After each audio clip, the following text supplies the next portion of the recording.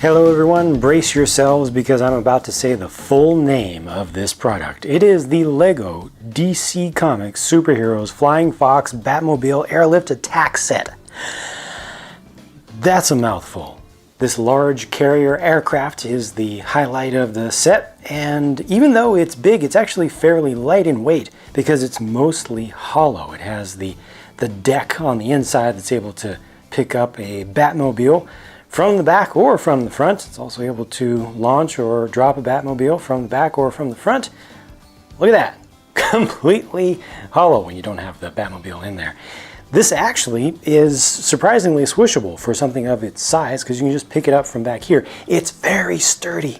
It has a pure Technic skeleton to the thing that really holds it together well. They use actually some Technic panels even on the underside, so those are, fairly hollow. They don't have a lot of plastic in them, but they're very sturdy with all the connection points that they use. So that's actually a very good thing. Way easier to pick up and to move about than I thought, which actually makes it a good thing for kids that this is made for. Oftentimes, larger craft are not things that you really want to pick up very often. You want to pick it up with two hands and just move it from the table to the floor or something like that, and that's about it. But this can really be picked up and swished around through the air. You can shoot with a couple of stud shooters up on the top. It also has spring-loaded shooters beneath the wings, and those are really hidden away. I mean, most of the time you don't see them at all, but the tail of each spring-loaded projectile is off to the side here, so you can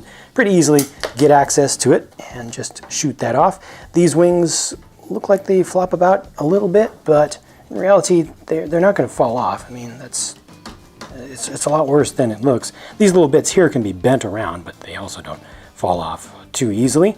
A handful of stickers are used, I think, to good effect. If you hate stickers, you can definitely leave them off of this set, and it won't kill anything. You gotta at least put that symbol there, though. They've got some odd colored parts as usual, but it's not too bad. I think that overall the color scheme is preserved pretty well from end to end of this thing, and the level of detail is fine. It does not have a lot of detail, but what is there, I think, again, is used to good effect. Most of the visual interest of this thing comes from its primary shapes, its primary shaping, as well as some of the aerodynamic devices on it that are angled. You've got just a couple of main engines back here, which look good. They use the black wheel pieces back here and then put some little burning, glowing exhaust port kind of look on the back of this thing. This is nice up here. The canopy is double-sided. Surprisingly, it's not attached with studs except for just this one single jumper, so it's kind of going in the middle of that tube right there, but it's not it's not properly going down on top of an actual set of studs that are exposed for plates or anything, and it's just kind of keyed into place with these couple of plates underneath. This has seating for only two. This thing is, I believe, scaled down a bit. Seating for two. One faces forward, one faces towards the rear, and each one has a console, and those consoles are identical stickers. Speaking of consoles and identical stickers, either side of the interior of the main bay has a pair of stickers to show you some displays, just to give you a little bit of extra detail in there. It's not all that visible, and much of the interior detail inside of this section doesn't look all that great with the undersides of parts exposed, but they put in just a couple things here. So if you were to bring in minifigures inside of this and just stand them on, of course there are no studs on this Technic-based surface beneath for them to stand upon, but you can just temporarily put them there. Then they have something at least to look at, and they can keep track of the overall situation. And there are the other two back there at the back. Like I said, the Batmobile can be loaded or launched from the front or the back because they're both open. This just rolls right in. It has to go past a point where it gets just a little bit stuck, kind of, but that's actually very intentional. This will lock into place, so this will never come out when you don't want it to. These little hinged parts are supposed to represent small ramps. You can just leave them down all the time, but that is not going to come out because of the couple of spots where it got stuck a little bit. That's this right here. That's a rubber piece, and there's another one back there right now that's just impacting the roof of the Batmobile. That's holding it in place and keeping it from moving around. So even though you've got these locks here that are keeping it from being able to fall out, you also have an additional kind of shock absorbing element coming down from the ceiling that locks it into place even further. So when you have the Batmobile in there and you're playing with this thing because you can, again, it's still fairly lightweight even with the Batmobile in there, but Batmobile isn't moving at all. It's completely secure here. So that is really well done for practical play. Now, this version of the Batmobile is based upon the Batman vs. Superman model in universe and in Lego form, but upgraded with more shooty stuff. So this has a big old cannon up on the top, and Lego has additionally added in another working stud shooter so you could fire from that position in addition to the two small ones at the front. Still no ability to rotate these around here at the front, unfortunately, but overall I think the shaping is still captured well. This rolls very nicely and easily. Still has the half canopy on one side. I think the stickers are fine. I feel like I would have liked those to look a little bit less comic, a little bit just slightly more realistic. Just personal opinion. The use of these Nexo Knights tile pieces, the 5-sided tile pieces, really helps with the shaping of the winglets there. They've also done a nice thing with the axles at the back. I think that's pretty well applied in there.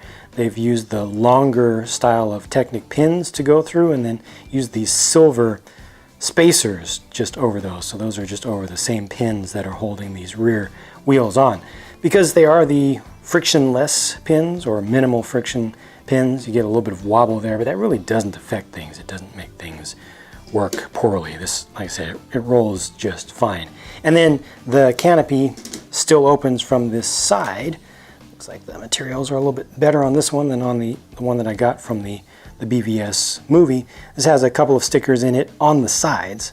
There's one there. It's showing a bunch of buttons and also some gauges, but that's kind of hidden a little bit beneath the whole cannon assembly. It's a lot easier in real life, in person, to take a look at this one. But those are completely fully down on the floor. They're not raised at all.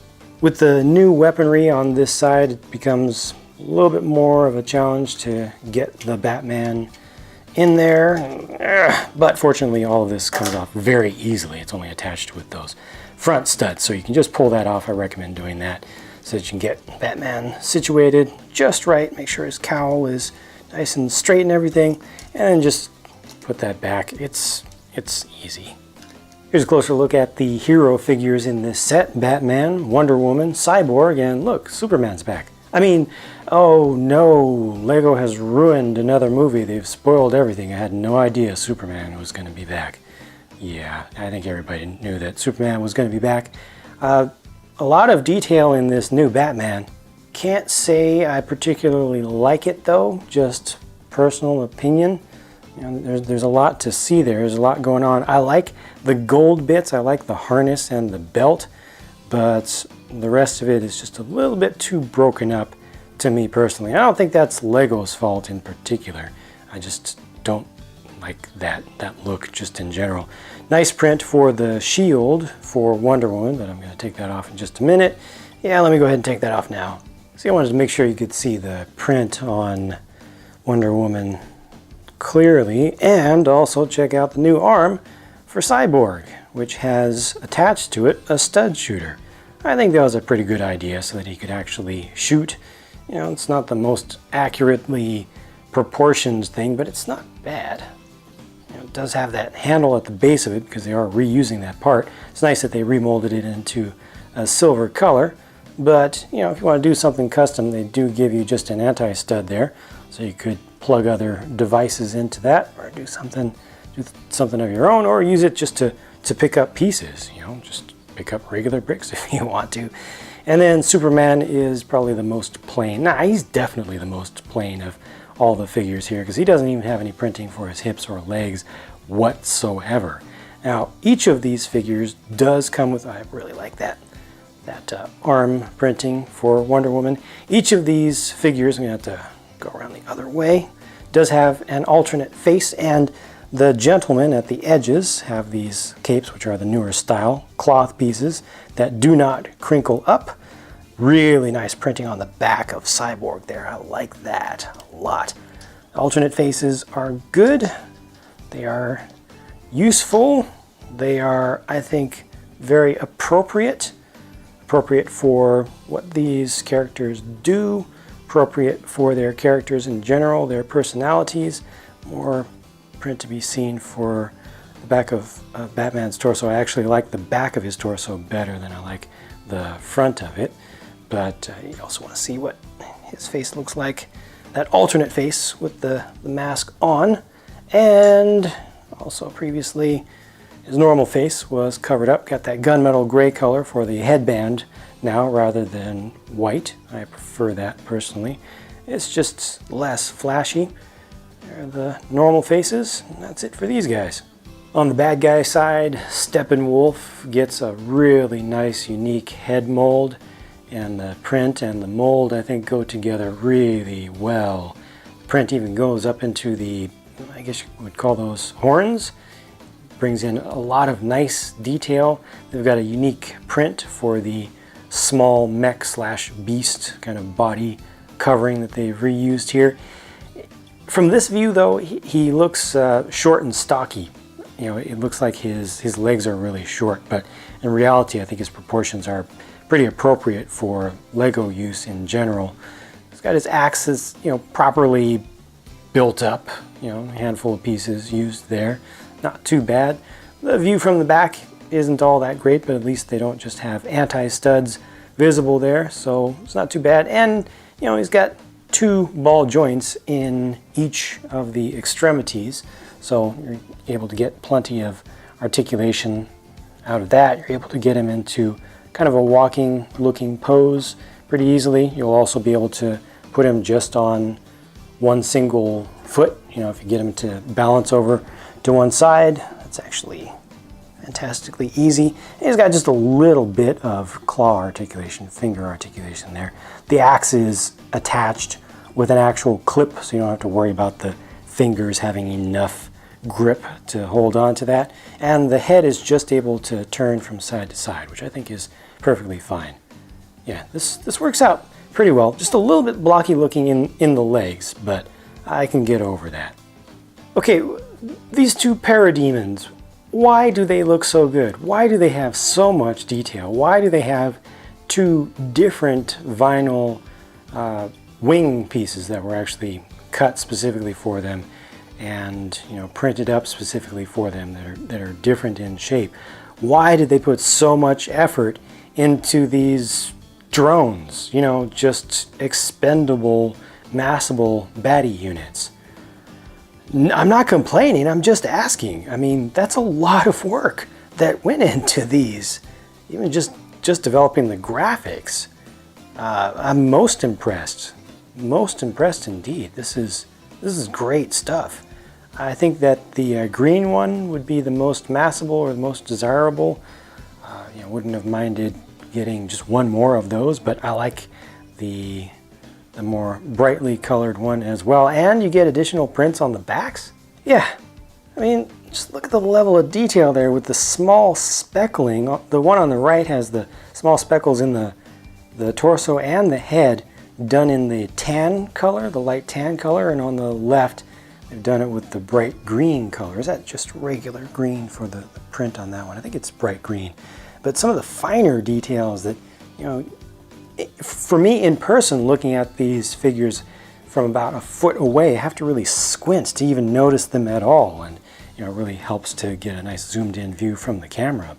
And half of that you don't even see half of the time, or most of the time, if you have the wings on. Last thing I have to show you here is this red Tesseract. I mean, mother box, yeah. I got a little interference in my microphone line there, sorry about that.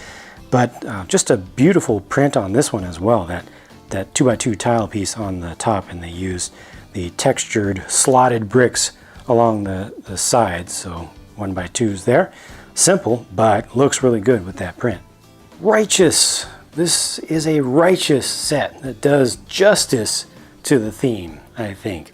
The price to part ratio isn't the greatest, but it's within an acceptable range. As far as the volume of stuff is concerned, it looks pretty good on value in that sense, except for the fact that this is completely empty on the inside. If this had some interior detail, some interior real play space beyond just having a parking spot for the Batmobile, then I feel like the value would be a little bit better. Or if they had one additional thing off to the side, or a couple of additional figures, even if they're just kind of throwaway figures. So I feel like this is just a little bit down overall on value compared to what I would want for this price and what I would expect. But again, it's not completely unreasonable. That does it for this review. Thank you very much for watching. If you caught anything that doesn't seem right to you, be sure to check the comment section first to see if it's already been addressed. I'll be talking to you again soon because my next video is on the way.